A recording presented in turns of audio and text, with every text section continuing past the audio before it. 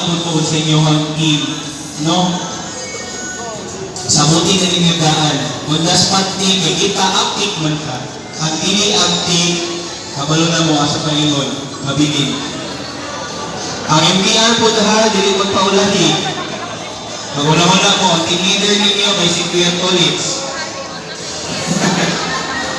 Alright, no, so, in any moment from now, they will base us in our program. Kabalangan, pakita mo na itong energy and gilas na dili lang ka sa responde active.